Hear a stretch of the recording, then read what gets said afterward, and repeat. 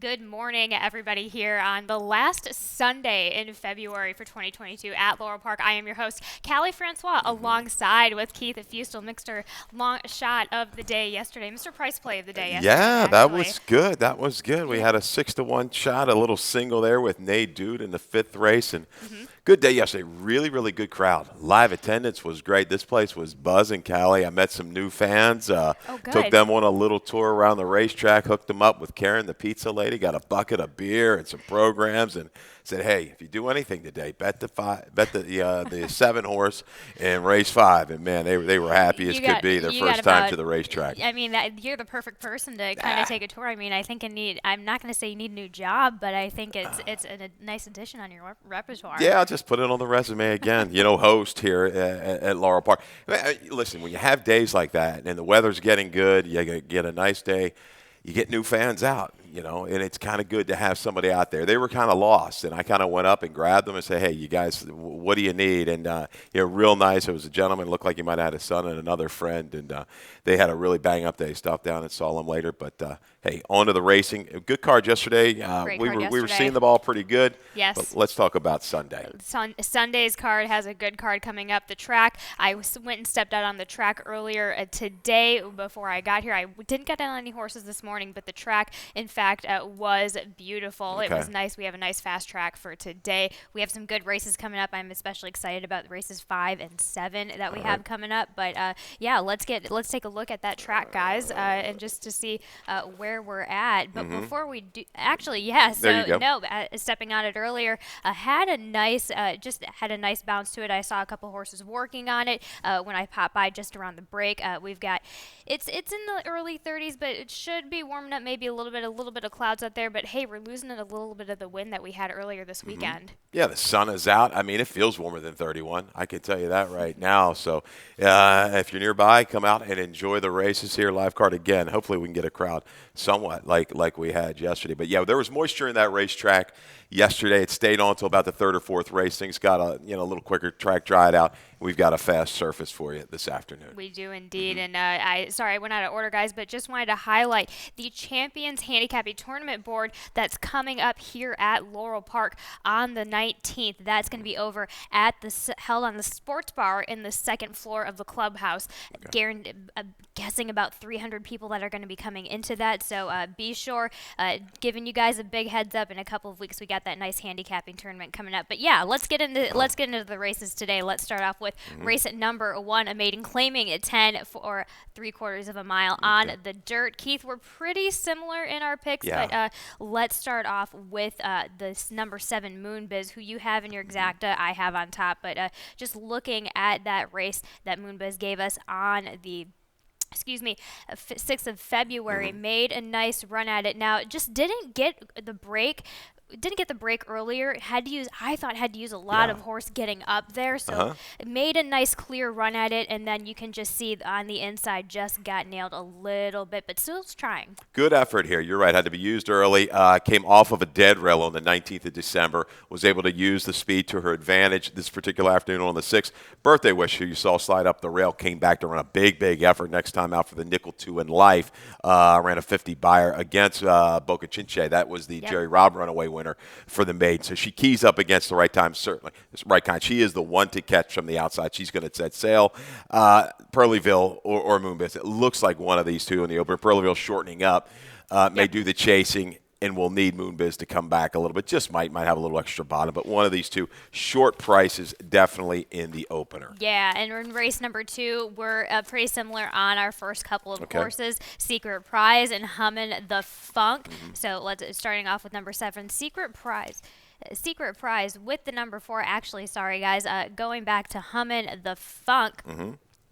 Just this horse is just he's coming down. He's just going at it for that 10,000 again. I think he found a field where it's logical enough. It's just a logical enough move. Jean Novello, Hammy Smith. Jean Novello having a great week earlier. He started off the week great. He had a hat trick early on this weekend. Hopefully he can continue that in some fashion. I know he's on the McGee horse in the first race, and then he's got Hammy's horse 2-1 shot. So coming up, it might be a nice day for Jean Novello. Velo today. Yeah, let's look at the early pick 4, too. I took a little dabble into this early pick 4. I agree with you. Hum and the Funk, Secret Prize, these two, they're going to be the major players in race 2, going to take most of the money. So I kind of default into those favorites. The only maybe outsider throw in is the 6 if you can afford it, but I'm going to go 2 deep to get you started. Race 3, 2, 3, 4, 5, 7, 8. I mean, any number of these could be the favorite. Really tough to split. When betting this race, you'll see how I kind of played. I'm looking for a little value. Take 2 horses, maybe the longest of those, and key them top and bottom and exactas. We're going to single in race 4. We had to trim somewhere to make this ticket affordable. Dang nabbit, I know one thing. I think he's going to be on the lead with a good break. He might have to deal with Dr. Grant, but I do think he'll separate at some point. Will he last? That's the million-dollar question. Race 5 with the 4, 5, and 10. There's your early pick 4 ticket. It's $18. Very affordable. We nailed that thing yesterday. Didn't pay huge, but we got it, so you've got a little bit of money to kind of come back and play it today. But going back to race 2, Hum and the Funk, cycling into form, third off of a layoff. Hammy's positive ROI with this move. Should be able to save a little bit more ground. There's not a lot of speed in this race. Will she need a little help? She's a grinding type. Secret Prize, I think, did not like Charlestown last time. She got squeezed out of the break, taken back, taken wide down the backside, and was climbing a little bit. Really wasn't handling the surface that afternoon. I think she's forward with Boca Chica. Deadly combination with the jockey and trainer. So 4-7-7-4. The Stranger is the 6. You're going to use this horse as well. I will. Dauntless Scout, I think the blinkers on for Maldonado. Again, dropping to the lowest level. Blinkers to engage. Clearly not the horse he was when he was in Services Barn. So, this horse has only raced once in 2021 and then just ran 2 weeks ago, so coming back into it. So a lot to overcome, but, enough to get a piece of it, I think, with the blinkers on today. I think that's the kind of that goofy Stranger kind of a horse. She showed ability at 2.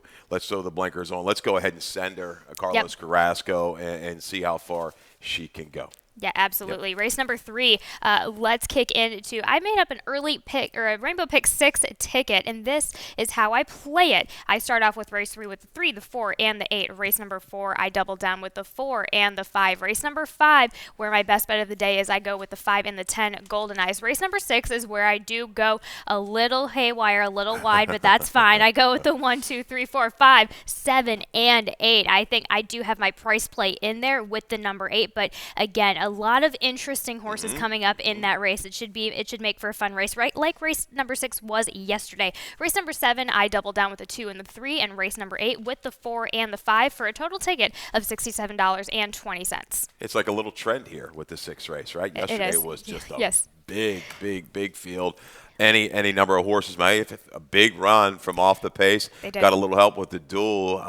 I cried. I needed Damon. Damon, where were you? I need you for second for a good exacta. My man Willard needed the 2.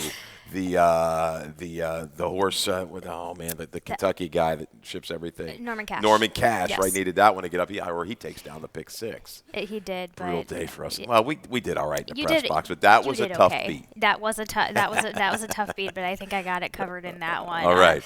I went wide enough at least anyway. Your price was coming up close, and I was getting a little worried once he started to come up with your price play in that race. Okay. So, but race number 3, claiming for 5, Never Win 2. A mile flat here at Laurel Park. We're going to take a look at the 2 and the 4 in this race, Baltimore and Paint the Music for Me earlier in the races. Now, Paint the Music for Me, this is my opinion, but I think it was a little bit of an early move. Had to use a little bit of horse early, but you can see in the back, Baltimore coming up just with, and he's a nice steady Eddie. Now I think we'll start seeing it. We'll see it at about the 8th pole, but Baltimore does come in and just kind of sits behind a horse for a little bit too long. Right there, the quarter pole just has to kind of there's nowhere to go. Tap the brakes. Had a little bit of momentum. And Baltimore's not the type of horse, Cal, you get on these horses, there is when he just sits behind a horse. That was not the move to do. And that he doesn't really accelerate. He's a grinding type, so any type of momentum that's stopped, it's really difficult for a horse like that to get it going again. Pay the Kid was in full flight to the outside and just kind of rolled on by. I thought the 4, Paint Music for Me, 4 horse today, ran really big, caught wide every step of the way, made that run, and had every right to quit through the last 1/8 of a mile, but did not do. did not quit. Kieran loaded here with these two. Both are very live. Yeah, he's got a couple loaded early for us today for this Sunday, and I think both of these, I think there's going to be a clear objective. He might shuffle paint music for me a little bit more forwardly, with Baltimore just kind of taking as much time as he needs to get, as you said, with that type of grinding style. He's going to need to take his time getting up there. I don't think there should be any type of pressure to put him in any sort of place. Yeah, this is a really tricky race. There is some speed. Callie, Dreaming of Carrots is quick from the outside, comes off of that win last time out, going to try to ride it right back. But to the inside, 4 on 7's fast. Should have had it. We'll probably got to send him rider Antonio Lopez. So pace should be honest. I think if Dreaming of Carrots clears off around the turn, hey, maybe he takes him coast to coast.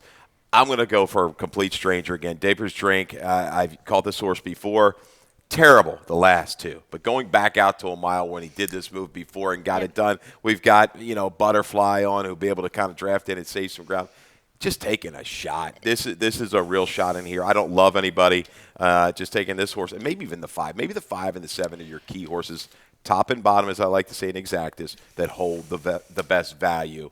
And don't Daper's Drink close to his best can beat this field. Absolutely, I think if it's all with a couple of these horses, a couple of these coming from the hills, it's all about the timing of it. So it's gonna be an interesting riders race, I think, in the third race. But race number 4, claiming at 25 for non-winners of a race since December 27th at a straight mile here at Laurel. Keith, we're slightly similar. Let's start it off with the number 4 Dagnabbit. Who is your single on your early pick 4? Yeah, I had to go somewhere. I got a little note here. Not much you can trust in here. And it's not. I mean, I'm looking at these horses.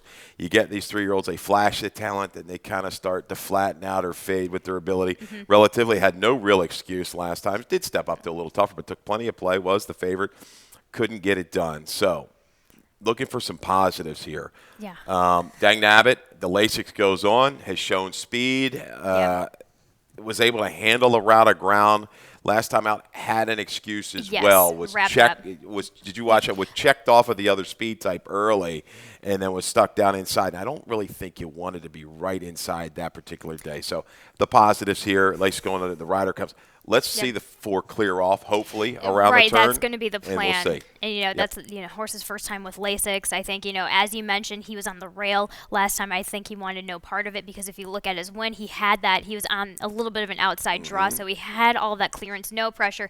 Make no mistake, this, again, I wouldn't completely trust him either since to me, he just seems to be in need on the lead type. Okay. Absolutely. I mean, I think the horse I do worry a little bit, and I'm using him into the mix. Dr. Grant ran pretty good 2 races back. It was on a sloppy track, but stayed the trip against a horse that came back and ran 40. Again, the flow's not going to be that strong in here. No. This horse just at a price, again, looking for some value, might stay on. And Auction Kingdom, talking about a positive. The horse looks like he's moving back in the right way. It's a first-time gelding.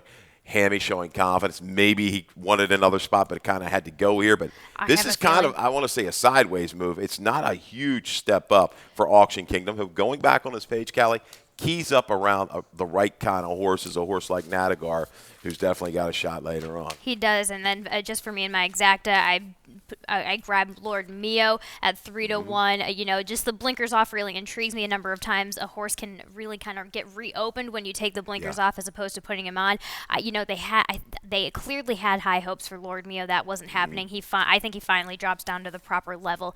Indeed for him. Race at number 5, Waiver Maiden claiming a 40, a 6.5 on the dirt with this bunch. I think this is going to be exciting race. We do have a video spotlight on the number 5, Money Room, and Olivia, take it away. Yeah, Vince Brachelli right here, Money Room. And Money Room, again, is another horse. We've had a lot of these 3-year-old races, and it seems to be moving in the right direction. Got a good trip this particular afternoon off the dual Sagrada Rey. Did come back to win at Charlestown, and sitting off of that dual, just perched to go. Shifts 3 wide and just can't hold off, a horse like Addison Pure. That was a Brittany Russell horse, right? Yeah, who works a good trip from the inside. But take nothing away from the effort from Money Room. This is a good one. Closes up another kind of a grinding style into this loose leader here past the 16th pole, but dead game. Addison Poor came back and ran a good race, going longer. Yes. Money Room's got the style that fits. Bigger field, going to deal with a little traffic. That's probably my biggest concern. Correct. Is he going to be able to find find the right kind of path, the right kind of trip, say from the 3/8 pole to rally and get it done? And so, that's going to be the yeah. biggest question for Money Room, which is why I have him in second, because I have number 10 Golden Eyes as my best bet of the day. Now looking back at the last race, I just thought the 5.5 was too short for him. He's this big burly type of horse, so this 6.5 distance fits him perfectly. The horse has been improving every time. I know the barn kind of thought mentally he may need mentally up to training up to prior to his first race. He may have been the type of horse that just needs a race or two, but he came up in fine fashion, coming off the pace at the 3/4, and you kind of take him down to the 5.5, where JD made this horse work last time. He put him up in there behind the leaders, and so I just think he got so much out of that last race, and it's going to be a lot easier for him with that outside spot. He's got a favorable draw here with his running style. Again, not a lot of horses showing that zip out of the gate. He showed it kind of last time. He got in a little bit of a precarious situation right out of the gate, too. He got brushed ever so slightly steady, but he got into position. You're right. He tried every step of the way. He did. There was a little bit better group than what he's facing today, and the inside on the 12th was slightly negative, the note that I have for that afternoon. So the number fits. Sure, I think today Forrest will have this horse on or just off the lead, relaxed and ready to go. Easy to go. Yeah, I just think the way he ran hard and had to do so much early on last race, he's gonna have a loads easier time here today. Yeah, take a look at the 4-2 Captain Quint. I'll throw into the mix. Up and coming young trainer McLean Hendricks. Absolutely. Horse up and back. Up again, kind of a trip against Mad Genius. The horse has jumped up and run well.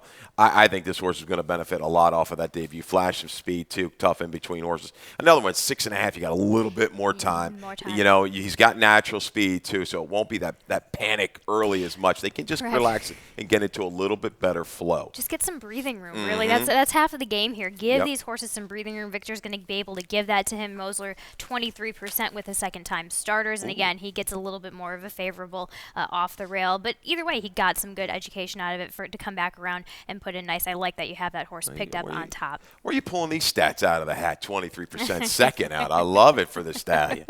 Doing your homework. Brought the 18 today. I love it. Everybody was asking, when's Callie Keith going to get together to do the show? There you go. You got the stats. I've been waiting for it. Good stuff. Good stuff. Do we got a commercial break or no? We do have a commercial coming up, and we'll be with you back, guys, in just a moment.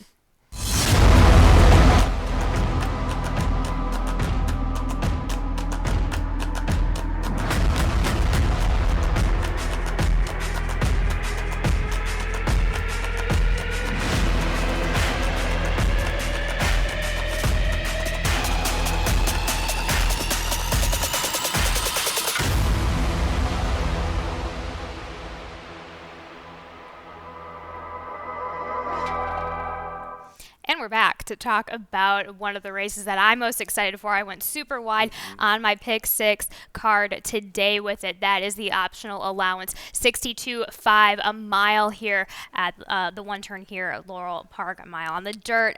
Keith, we see this.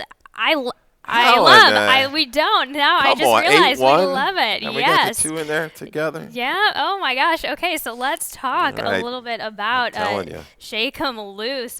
But before we get into that, let's get into the video really quick. Okay. On the one that you have underneath. I thought about keeping on my ticket. I was fighting, but the video on the number 2, not the number 2, Minecrafter. Excuse me, the number 3. Yeah. Yeah. Minecrafter right back. Came back off a couple-month layoff and really ran well here for Gary Contessa. Crispin, the combo comes right back. And, again, look at this trip.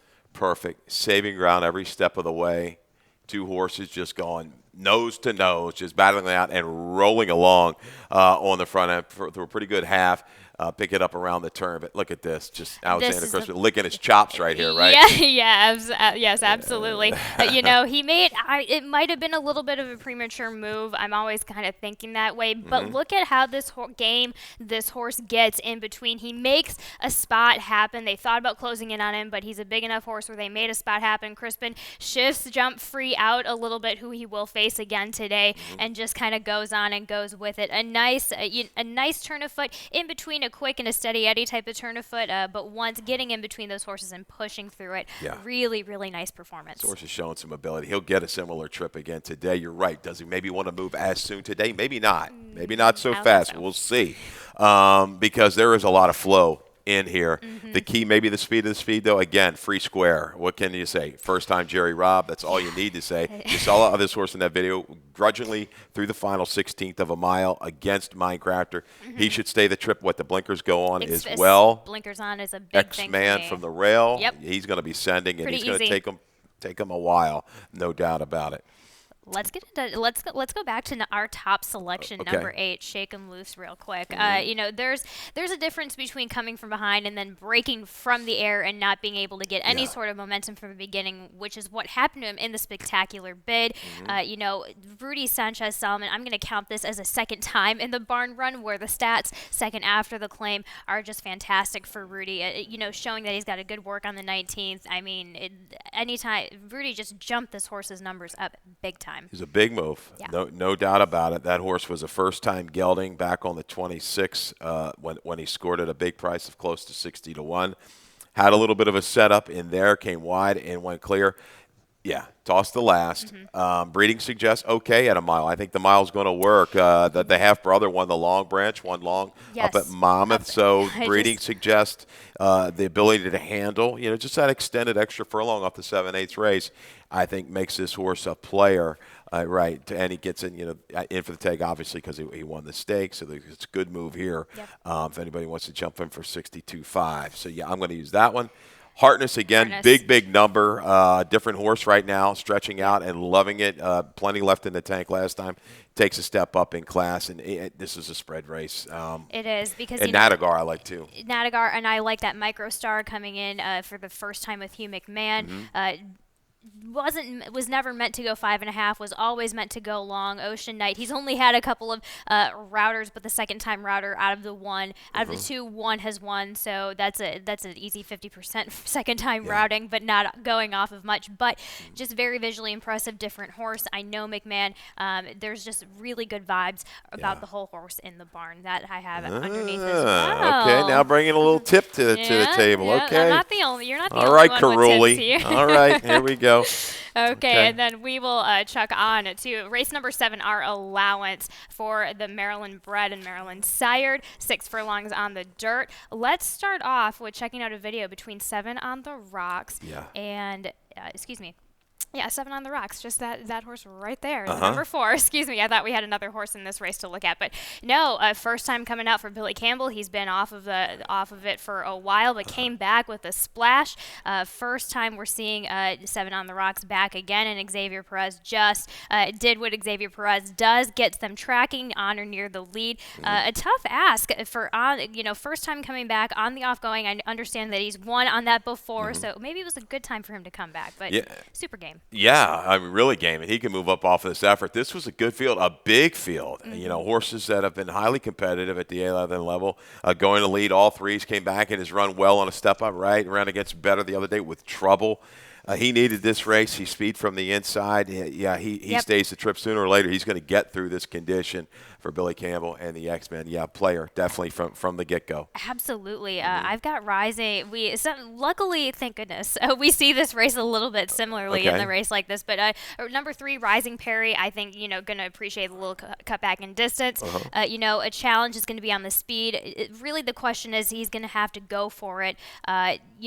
Can he deal with it with the Wolfman on the outside and 7 on the Rocks on the inside? He's been able to do it, but that was back at the 16 level. But let's dig into the nice little stat that you have for the Wolfman, number 5, Keith. I'm hoping it's a good day for Rodolfo Sanchez Salomon. Let's hope. We used him at a big price in the race prior. We're going to come back to him here with the Wolfman. Last 3 years on the dirt, 5 for 11. 45%, 8 for 11 in money first off the claim following a win. The Wolfman did win last time. That was reported first time gelding. This is a horse that has back talent, back speed. He's had a great trip against Lesser. It's a little bit of a reach, but we saw how what Rudy can do. Shake 'em Loose moved up. Yep. There's a possibility, especially with a horse that has shown the ability that he has shown in the past. So there's a price user in there. Let's hope we can get around 5, 6, 7 to 1 on the Wolfman because he will be forward. I think he and 7 on the Rocks are the two main speeds Correct. in race 7. Yeah, no. And exactly, you go off of that. As you said, it's a big jump off, but that back class does show. You go back to the 28th of February. This time last year, Rudy, first time after the claim, as of late, he's been at 38% the last 16 times. He's moved a horse up, 6 wins, a first and a second. So a nice little stat as of late with Rudy Sanchez Solomon first after the claim. Want to move on to our nightcap? Yeah, Right. and there I thought a horse maybe from a little deeper. I thought San Antonio, who's absolutely. run recently quite well, had some trouble the last time seen at Laurel.